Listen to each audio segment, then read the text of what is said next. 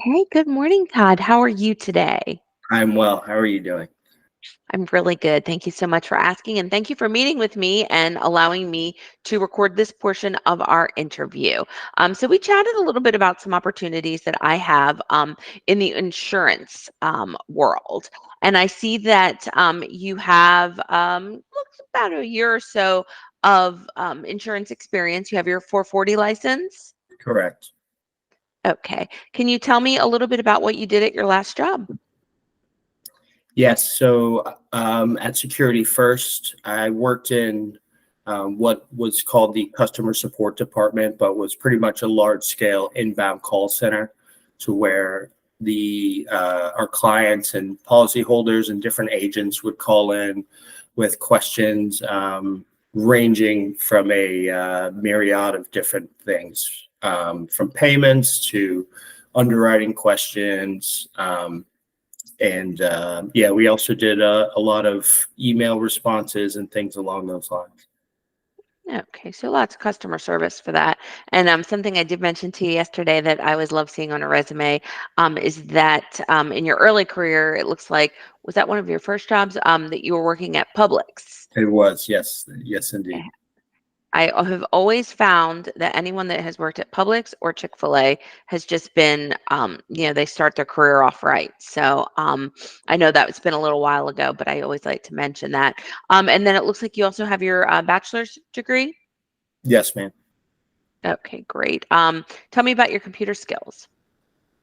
I'm pretty versed in most Microsoft suite options, and especially working through Security First, we use Teams a lot to kind of run our whole operation through mostly, and so I became pretty well versed in that as well. Okay, wonderful. Great. And so as far as like the perfect fit for you for your next position, I know that you shared with me something pretty cool that you took off a little bit of time um, between that job and this job. Can you tell me a little bit about what you were doing? Yes, so I have done some extensive traveling over the summer, and I've been helping my buddy also remodel his house, which was a full, that probably took a couple months, and just kind of been doing a lot of traveling and just enjoying my time off. Okay, so you took a short little sabbatical, a few months, and now you are ready to, hit the ground running and get back into your new role. And so, tell me a little bit about what that looks like. Do you feel, and there's no wrong answer here, do you feel that you would excel more so in customer service based, or are you looking to get into the sales aspect of insurance? I know you've got the 440 license where you can work under a licensed agent, but tell me a little bit about where you see your next chapter.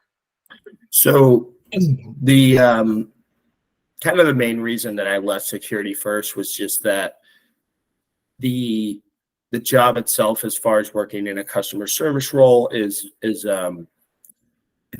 was very stressful and frankly just pretty unenjoyable. Had to deal with a lot of very unhappy people. Security First is a homeowners insurance carrier, and homeowners insurance in the state of Florida is just a very tough market right now. So had to deal with a lot of escalations and things along those lines, which frankly was just not a good fit for me. So to answer your question, I would be looking to more so go into a sales role. Okay. And the position that we talked about, of course, was of insurance sales, auto insurance. So in a position like that, it's a little different than, of course, the customer service side of things. I'm just making some notes here if you see me typing. So you would be making lots of calls every day. You come into work, you pick up the phone, you start dialing to make those quality connections with your customers. I know like in the recruiting world, we have to sometimes make a lot of calls, at the beginning to then start to build that book of business. What are your thoughts on that type of work during the day? That would be completely fine, and I certainly realize that most sales position would come with that involved. Okay.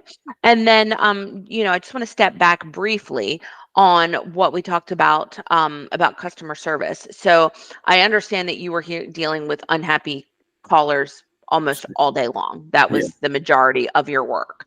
Um, what about the occasional unhappy caller? Like if you get a couple a day, how do you overcome that? Like what is your strategy? What did you do at Security First to overcome someone who basically not happy? sure. So at Security First, they do have a very extensive training program that I believe took about 3 months for us to get through. And they do teach you how to de-escalate phone calls along those natures. What they would provide us are, certain levels of talking points to kind of try to de-escalate the phone call. And if that didn't work, then we would then pretty much forward it on to a supervisor who would then try to handle that. But I did become pretty good at handling those situations the best I could on my own. Okay, understand. So my next question is, since you said that that wasn't a part that you enjoyed about your job, there's obviously, so many aspects in a day. Is that something that you would be opposed to helping? Because in any type of position, you're going to have to deal with someone that could potentially be unhappy. Certainly. No, no, it wouldn't be something I would be opposed to. Okay. Just more so the volume of the times that I would have to deal with that was what was I was opposed to. Gotcha. Yeah. So you just don't want to answer a call 24 or, 8 hours a day of that next caller, that they're going to be unhappy. Sure. You need that good meaty balance of callers and interactions, I would say. Absolutely. Yes. Okay. Wonderful. All right, Todd, I'm going to go ahead and place you on a brief hold. Don't go anywhere. I'm going to stop the recording, but I've got a couple more things to chat about. Thanks.